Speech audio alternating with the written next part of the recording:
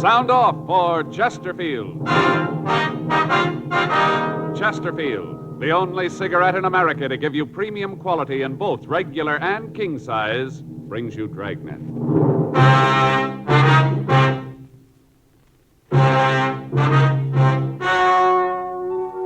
Ladies and gentlemen, the story you are about to hear is true. The names have been changed to protect the innocent.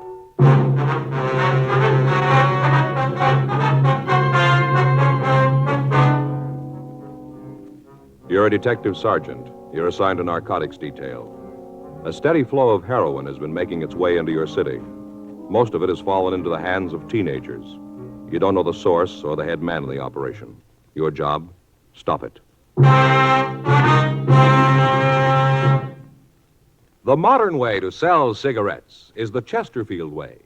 Premium quality in both regular and king size. And we're the only one that gives it to you. Premium quality in a cigarette means the world's best tobaccos, the best ingredients, the best cigarette paper. Only Chesterfield gives you this premium quality in both popular sizes. King-size Chesterfield contains tobaccos of better quality and higher price than any other king-size cigarette. Well, that's certainly important to every king-size smoker. Of course, it's the same fine tobacco as in regular Chesterfield. There is absolutely no difference, except that king-size Chesterfield gives you more than a fifth longer smoke. Yes, the modern way to sell cigarettes is the Chesterfield way. Premium quality, both regular and king size. Chesterfield is much milder. Chesterfield is best for you.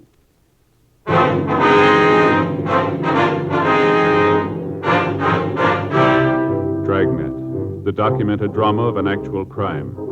For the next 30 minutes, in cooperation with the Los Angeles Police Department, you will travel step by step on the side of the law through an actual case transcribed from official police files. From beginning to end, from crime to punishment, Dragnet is the story of your police force in action. It was Tuesday, April 6th. It was warm in Los Angeles. We were working the day watch out of narcotics detail. My partner's Frank Smith. The boss is Captain Kearney. My name's Friday. I'd just gotten off work, and I'd gotten a call from a friend who wanted to see me. It was 5:46 p.m. when I got to my apartment house. Apartment 12. Hi, Joe. Oh, Ed.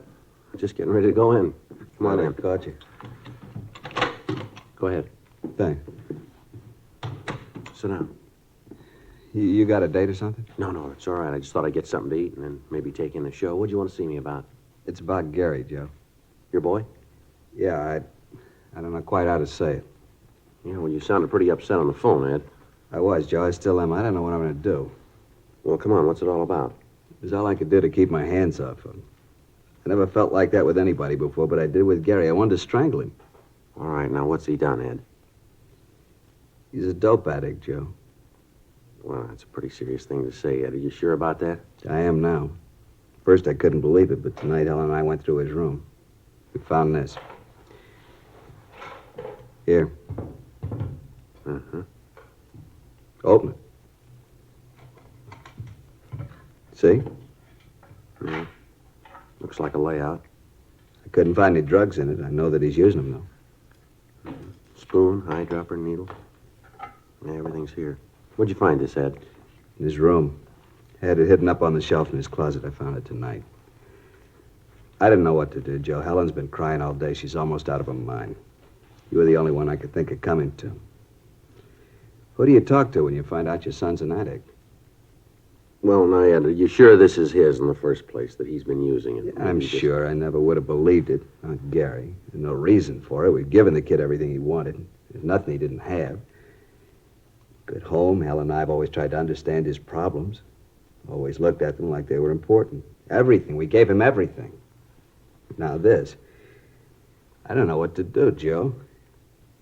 I got no place to turn. There's nothing I can do. Maybe you can figure a way. Maybe you can't. I don't much care anymore. I just know that I can't see him again. Not for a while. I'm afraid, Joe. I'm real afraid. All right, now, let's take it easy, Ed. We'll work this out some way. You don't know what it's like, Joe. You can't. To feel like this and to know you'll do it. What? I see him again, Joe. I'm going to kill him. I'd known Ed Field for the past 7 years. I'd met him when we were conducting an investigation while I was assigned to Bunco Division.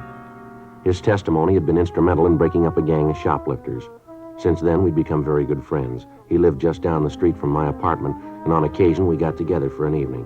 I knew his wife, and I'd met his 18-year-old son, Gary. The boy was a senior in high school, and as Ed had told me many times, his grades were well above average. The Field family was moderately well-to-do. Their home wasn't luxurious, but it was good-sized. To look at the boy, there was nothing that would cause anybody to think that he might be a user.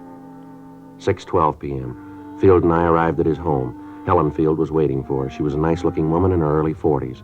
She led us in the house and showed us to the living room. It was obvious that she'd been crying. I don't know how to thank you for coming over, Joe. I guess Ed told you what it's all about. Yes, Helen, we did. Gary home yet? No, I haven't heard a word from him since he left. I didn't tell Joe what happened this afternoon. Thought it'd be better if he got it from you. Oh, all right. You want to sit down, Joe? Sure. I'll tell you. Thank you. Well, Gary came home this afternoon about 2:30. Mm-hmm.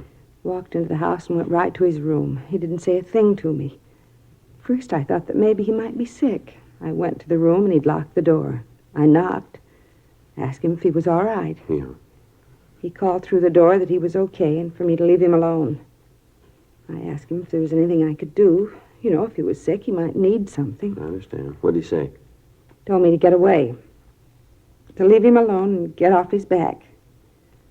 Those were his exact words. Leave him alone and get off his back. Mm-hmm. About 20 minutes later, he unlocked the door and came out. He seemed to feel fine. He came over and kissed me and said he was sorry about what he'd said. Said that he hadn't been feeling well and that he'd said those things without meaning them. Mm-hmm. I told him that he ought to wait until I could take his temperature. He said there was nothing wrong, for me to get out of his way, that he had some business to take care of and be home for dinner. I tried to stop him from leaving, and he pushed me aside. He knocked me down. Get my hands on him, I'll teach him. He stood there for a minute, and I thought he was going to cry. But he just turned around and walked out. Well, you any idea where he might have gone? What this business was that he was going to take care of? No, not the slightest idea. You can see what we're up against, Joe. I'm afraid to even see the boy. Yeah. When did you first figure that he might be using narcotics? When I came home, Helen told me what had happened. I thought about what would make the kid do a thing like this. The more I thought about it, the more there had to be only one reason. That's when Helen and I went through his room and found that kit. Mm-hmm. Has the boy been ill at all lately? Under a doctor's care? Something that you might not know about? No.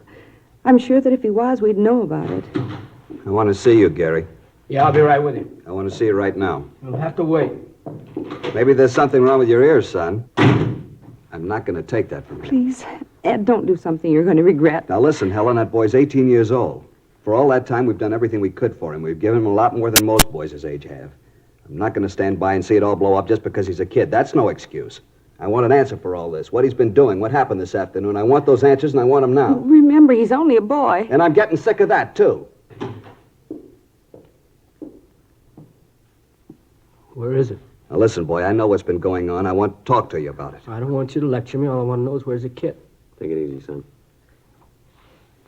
What are you doing here? I asked him to come over. You didn't turn me in, huh? Your dad asked me to come over to see if I could help here. I don't need nothing from you, cop.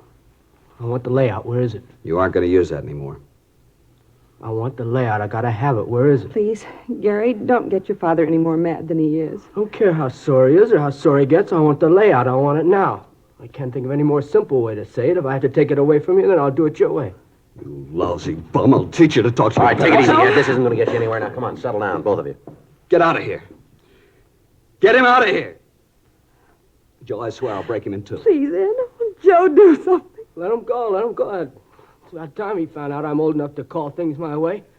Go on, let him go. I'm not afraid of him. I'm not afraid of you either, cop. I'm not worried about anybody. All I want is that kit. I gotta have it. I got it. I'll give it to me and we can talk then. I gotta have it fixed. I got it. Joe, do something, please. All right, come on, sit down. Sit down, boy. This has gone far enough here. Now, let's get a few things straight. You're not going to have any more of that. We'll see that a doctor looks at you. He'll do what he can, but you've had it. No more narcotics for you, now face it. You want me to tell you where you stand? You're a user. Any way you slice it, this had to happen. I don't want anything from you. Why don't you just leave me alone? I can't do that. Let me see your arm. Come on, roll up your sleeve. Do what he says, Gary. Yeah. Both arms, huh? I'd take a joy pop once in a Now, while. don't con me, Gary. You got it bad, and it's going to get worse. You didn't get that arm from chipping with the stuff. The kit we found. You don't need to lay out that big to joy pop. You've been mainlining it for quite a while. I know it, and so do you. You holding now?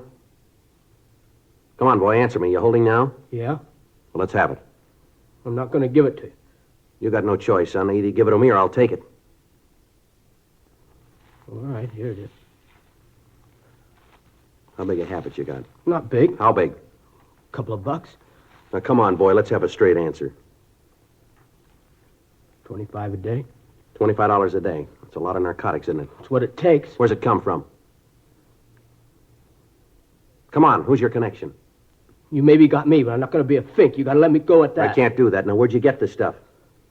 How about that doctor? You going to do something about We'll that? talk to him. Talking to him ain't going to do any good. I got to have a fix. I'm going to fall apart. Come on now, be a pal. Let me have a fix. I'll tell you all about it then. You got the kit. You got the stuff. Come on, be a sport. No huh? go. You can't do it. Come on, let's go downtown. You're going to take him to jail, Joe? I'll take him down to Georgia Street Receiving Hospital. The doctor can look at him there. We're going to have to hold him for a while, Miss Field. Why'd you do it, Gary? Why? Can't you tell me? Is it something your father and I have done? There's got to be a reason. What is it? Oh, please, Gary, tell me. Come on, let's get out of here. Can we see him after he gets there, Joe? Yeah, I'll call you, Ed. Don't you want to say goodbye to your mother, son? Why? It wouldn't prove anything. Yeah, I guess that's the way you'd look at it. I broke the law. Now they're going to make a convict out of me. I didn't call him. You did. How are you going to explain that to her? You turn your own son in. How are you going to tell her about it? I hope you're real happy now. I'm not proud of it, son. There's one thing I'd like to ask. Yeah. What have you done to her? 8:30 p.m. I called Frank Smith and filled him in on what had happened. He said that he'd meet me at Georgia Street Receiving Hospital. I took young Gary Field down with me and had a doctor check him over. After that, the boy was taken to the narcotics division, and Frank and I talked to him. I don't know how to tell you any better. Isn't any other way to say it. I'm not going to give you any names. That's not going to help you any, son. So it won't help me. It won't get any of my friends in trouble. Well, you got great friends, haven't you? Now, where'd you get the money to take care of your habit, I Gary? earned it. Where? I work. Where'd you work? Look, it's getting late. That stuff the doctor gave me didn't do any good. I still need a fix now. I'm getting sick. Do what you got to do. Let's get this over with. Now, look, this is going to be the same in the morning, son. We're going to keep asking questions till you come up with the right answers. Look, cop, I don't want any favors from you. Now leave me alone. We're only trying to help you, boy. Oh, get off my side. Now, I need nothing from you. You saw your duty and you did it. That makes you a big man, huh? I know you'll both make lieutenant. Now beat it, All huh? right, that's enough of that. Now, there's a couple of things we'd like to set you straight on. Maybe help you to figure where you stand in this. Oh, here it comes. What do? Give you a license to preach when they hand you the badge? That's enough of that, youngster. Come on, get off my back, cop. If my old man hadn't turned fink, you'd never have got me. Where you going? I'm getting out of Now, here. sit down. Sit down. All right, young fella, you want to be a big man? That's the way it's going to be. I'm going to tell you that you get no special treatment here because I know your parents. You'll be treated just like any other user. You're getting a little of the edge because you're a youngster. There's not a pound of honesty or integrity in your distorted mind. The simple way would be to drop you in a cell and let you sweat out the cure, let you fall apart if you had to. Let me tell you this. We're going to get the connection that's been supplying you, and then we're going to get the man behind him. I don't much care about them, but I do care about the kids around you. You got a big habit.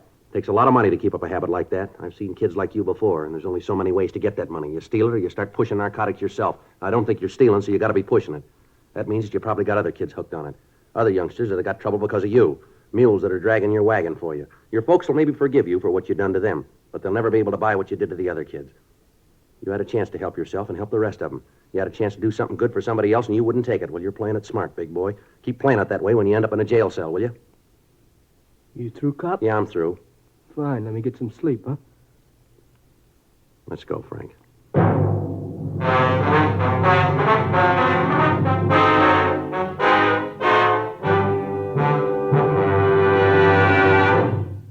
You are listening to Dragnet, the authentic story of your police force in action. Friends, you'll remember some months ago we read you our first report, the 6 months report on the effects of smoking. Then more recently, we read you the 8 months report. Now, here is the latest one. The full 10 months report confirms again. The group examined showed no adverse effects on the nose, throat, and sinuses from smoking Chesterfields. This from a medical specialist who is making regular bi-monthly examinations of a group of people from various walks of life. 45% of them have smoked Chesterfield for an average of over 10 years. After 10 full months, the specialist reports he observed no adverse effects on the nose, throat, and sinuses of the group from smoking Chesterfield. That's the report. Buy much milder Chesterfield, regular or king size. The cigarette that's best for you.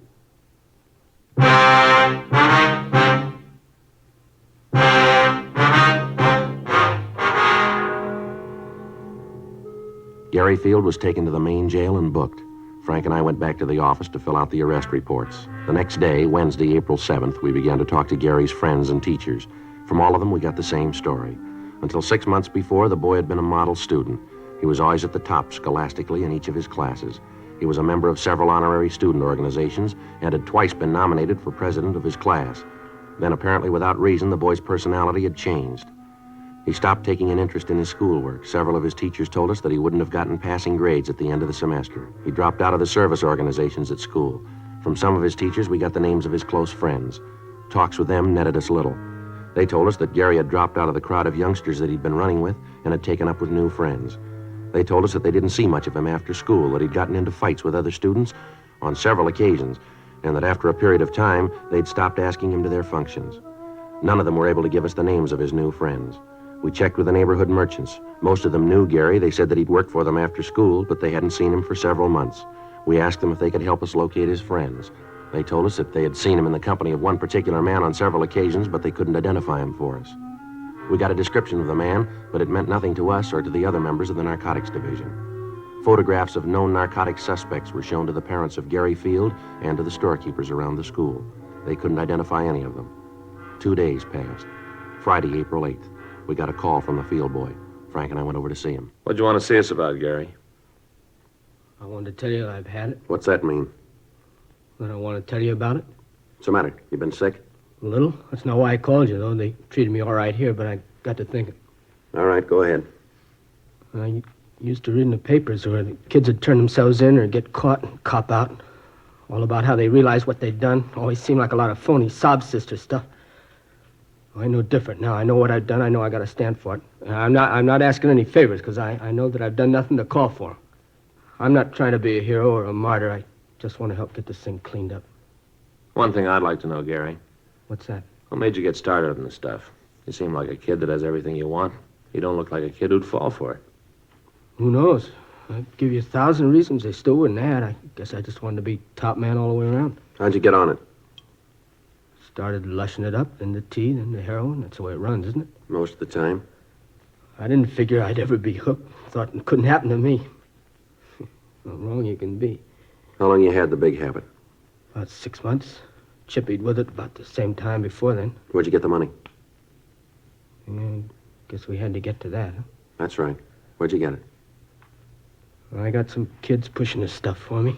Worked for a while. It wasn't enough. By that time, the kids were hooked themselves. I was the only connection they had. They had to do business with me or do without it. Yeah? I told them that if they couldn't pay me in cash, I'd take merchandise. They'd bring it. I'd sell it. That way we both came out all right. They got their H, I got mine. You mean you got him to steal, that it? Yeah, I guess so. I never asked where they got the stuff. I just took it and sold it. With that and the stuff they sold for me, I made out. These kids pushing H for you? No. Well, they're shoving tea. I sell it to them for 4 bits a stick. They get up to $1.50 for it. Do you know where they peddle it? No, I never asked. All I was interested in was if I got mine. All right, give us their names, will you? Guess that's the only way, huh? That's the only way. Okay, I'll give them to you. How about your connection? Who's he? Guy named Jack? Jack who? I don't know, honest. I really don't. Where'd you meet him? Drive-in downtown? Where? Drive-in at the corner of Reno and Vernon. How do you set up the meet? I just go in there between 10 and midnight, park the car and order coffee. He comes over to the car. You mean that he's always there at that time, huh? Usually is. Is he your only source? Yeah. Anyone else pushing it around there? No, as far as I know. I think he's the only one in the operation. All right, you'd be willing to arrange a meet with him so we can pick him up? Yeah, I'll do it. All right, fine. Sure want to see the folks. I got so much to make up for. That's right, you have. Don't think I'll live long enough to do it all. 9:32 a.m. We got a description of the suspect known as Jack and also the names and addresses of the teenagers involved. Frank and I contacted the juvenile authorities and gave them the information. We went back to our office and had Gary Field check our files of known narcotic suspects. He was unable to give us an identification on Jack. 11:56 a.m. We took the boy to his home and talked with his parents. 12:30 p.m. Frank, Gary Field, and I drove to the corner of Vernon and Reno to check over the drive-in restaurant. It was set up in the usual way with a parking area around the main building for car service. In the rear of the lot was a building housing a cocktail bar, and there were parking spaces in front of that for the bar customers. As we drove past the place, Gary told us that he usually parked around the side of the main building and that this Jack came from the direction of the bar. He was unable to tell us whether the suspect drove a car or not. The plan was for Gary to introduce me as a narcotics buyer who was trying to get a local connection. It was agreed that because of the size of the buy I was to make, it would be necessary for me to deal with the head of the organization. 11:05 p.m. Gary and I got into my car and we drove to the drive-in. Frank followed us in a police unit. We arrived at the meet at 11:14 p.m. Frank stayed in the background and we waited. The suspect failed to make an appearance. The next night, the plan was repeated. Again, nothing. Sunday, April 10th, 10:05 p.m. We arrived at the drive-in. We waited. 11:05 p.m., 11:15, 11:30. No sign of the suspect. Midnight, 12:04 p.m. Looks like he isn't going to be here. Thought you said he usually showed up, didn't you? I don't know what happened. He was always here before. You sure you got the right drive-in? Look, Mr. Friday, I know what you're thinking, but I'm telling the truth. Yeah, you know all this is kind of tough to buy, don't you? 3 nights and he isn't here? I don't understand it. He was always here before. Wait a minute. Yeah? Hold it. Yeah, that's him, coming over from the bar. All right, which one? There's a couple of people coming out The there. big one. See in the gray suit, hat? Yeah. You sure that's this Jack? Positive, Mr. Friday. All right, now you look. You know what you're going to do. Don't let on that anything's wrong here. Remember that nothing's going to happen to you. I'll remember. All right, now hold on. He's coming over. Hi, kid. Hi, Jack. Been looking for you. Where you been? All right. Who's a friend? Oh, yeah, I want to talk to you about him. Wants to do business with you. What are you talking about? What business? Look, Jack, he's all right. I know it. You think I'd have brought him here if I didn't know it? Oh, he's all right. He's a friend of yours. You know the bit, any friend of yours. I don't know what to talk about business is. I don't know what you're doing here, but I'm here for a cup of coffee. Better let me talk to him alone.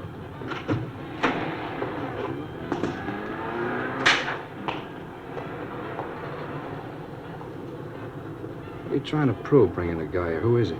Friend of mine? Told you once, I told you 1,000 times. Don't ever bring nobody with you, haven't I told you, huh? Oh, yeah, but he's okay. He wants to make a buy, a big one. Crazy kid, you told him about it? Look, he's okay now. I know it. Look, Jack, we both stand to do all right from this. I kind of figured if he bought from you, you might give me a little piece of it. You know, sort of say thanks for the business. How long you known this guy? Long time. How long? A couple of years. How come I never seen him before? He doesn't hang around this part of town. What's he doing here now? Like I said, trying to make a buy. Where'd you meet him? Before I met you, I used to buy stuff from him. He moved out of town, went up north, does business up there.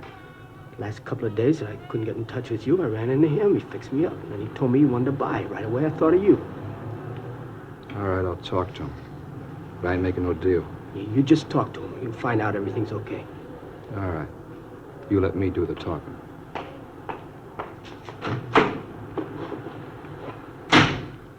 Joe, this is Jack, the fellow I was telling you about.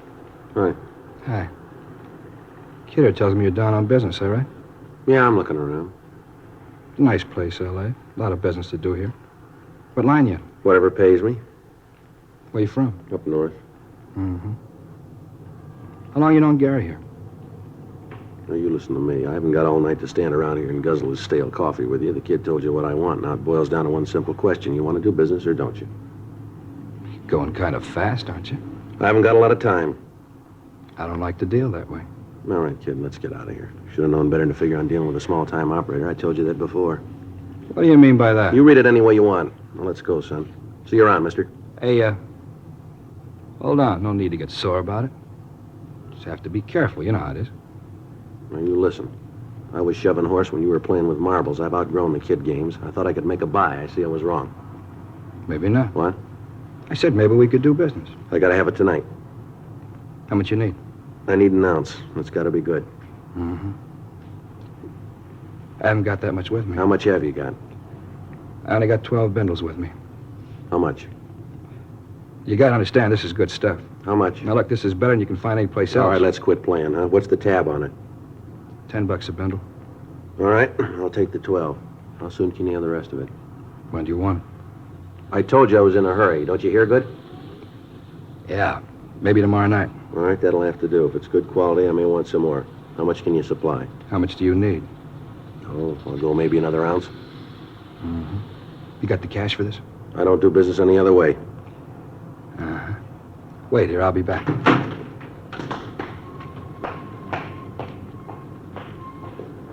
It's all right, isn't it, Mr. Frank? Yeah, Gary, everything's fine. You see where he's going? No, it's too dark. Don't you worry about it. Frank will see where he goes. I'll be glad when this is over. All right, hold it.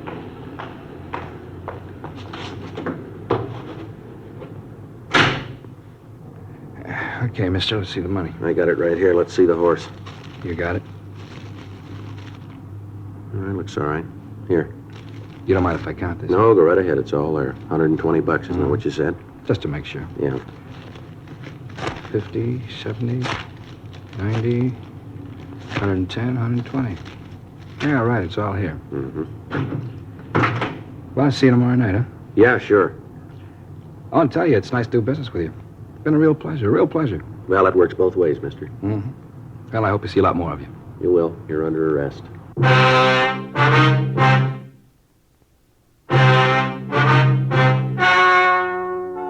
The story you have just heard was true. The names were changed to protect the innocent. On July 29th, trial was held in Department 89, Superior Court of the State of California, in and for the County of Los Angeles. In a moment, the results of that trial. Now, here is our star, Jack Webb. Thank you, George Fenneman. In 1952, American smokers bought more Chesterfields than ever before in the history of the industry. Today, sales continue to mount for two big reasons. Chesterfield is the first and only cigarette to give you premium quality in both regular and king size. Only Chesterfield gives you this scientific evidence on the effects of smoking. As we told you earlier, after 10 months, the group examined showed no adverse effects on the nose, throat, and sinuses from smoking Chesterfields. Change to Chesterfield yourself, regular or king size. Chesterfield is much milder. Chesterfield is best for you.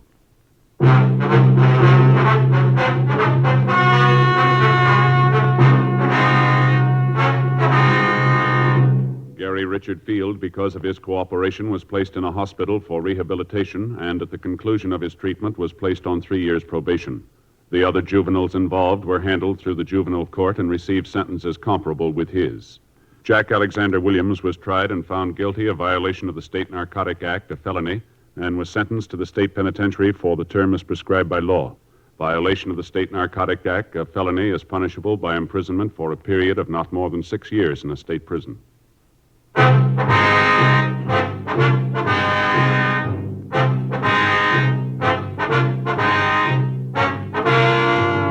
You have just heard Dragnet, a series of authentic cases from official files. Technical advice comes from the Office of Chief of Police W.H. Parker, Los Angeles Police Department. Technical advisors, Captain Jack Donahoe, Sergeant Marty Wynn, Sergeant Vance Brasher. Heard tonight were Ben Alexander, Harry Bartell, Virginia Gregg, Eddie Firestone. Script by John Robinson. Music by Walter Schumann. Hal Gibney speaking. For a million laughs, tune in Chesterfield's Martin and Lewis show Tuesday night on this same NBC station. And sound off for Chesterfield, either regular or king size. You'll find premium quality Chesterfields much milder. Chesterfield is best for you. Chesterfield has brought you Dragnet, transcribed from Los Angeles.